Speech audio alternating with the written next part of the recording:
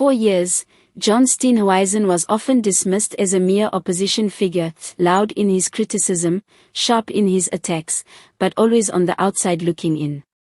The Democratic Alliance leader, long overshadowed by the ANC's dominance, was branded by his critics as a man with bark but no bite.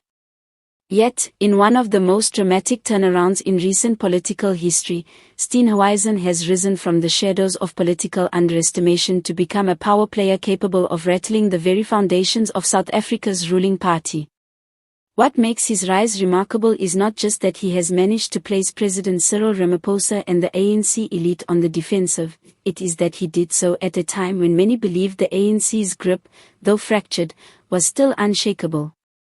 Through a blend of strategic timing, bold accusations, and coalition building, Steenhuisen has transformed himself from the underdog of South African politics into a genuine contender who now commands national attention. The turning point came with Steenhuisen's bold move to release damning information linking ANC heavyweights to questionable deals and undisclosed foreign ties. While the ANC leadership tried to dismiss the revelations as baseless opposition tactics, Steenhuisen doubled down. He called for an independent inquiry, placing Ramaphosa and his closest allies squarely in the spotlight. This wasn't the typical rhetoric South Africans had grown accustomed to hearing from the opposition benches. It was a well-prepared offensive, armed with documents, testimonies, and a clear strategy. For the first time in years, the ANC was not leading the narrative. Steenhuisen was. Steenhuisen's move came at a moment of ANC vulnerability. Years of infighting, corruption scandals, and policy failures had already eroded public confidence in the ruling party. Eskom's collapse, record unemployment, and worsening service delivery created fertile ground for a challenger bold enough to confront the ANC head-on. By stepping in with precision when the cracks were already visible, Steenhuisen positioned himself not merely as an opposition critic, but as the man with the courage to say what many South Africans were already thinking, that the ANC elite had grown arrogant, corrupt, and out of touch. Perhaps the most underestimated part of Steenhuisen's strategy has been his quiet effort to build bridges across the political aisle. Reports have surfaced of behind-the-scenes conversations with smaller opposition parties, as well as outreach to disgruntled ANC MPs who feel sidelined by Ramaphosa's leadership.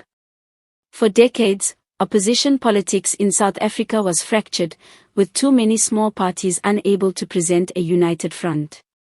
Steenhuisen has sought to change that.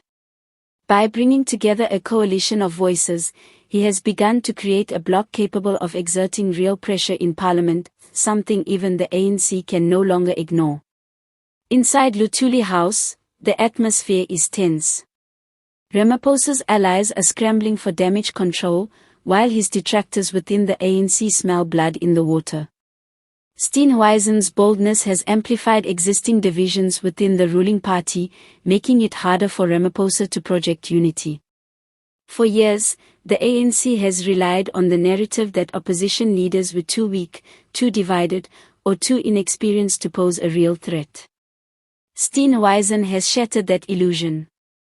His rise is proof that even the once invincible ANC can be outmaneuvered if the right pressure points are hit at the right time. South Africans, weary of endless promises and scandals, are beginning to pay closer attention.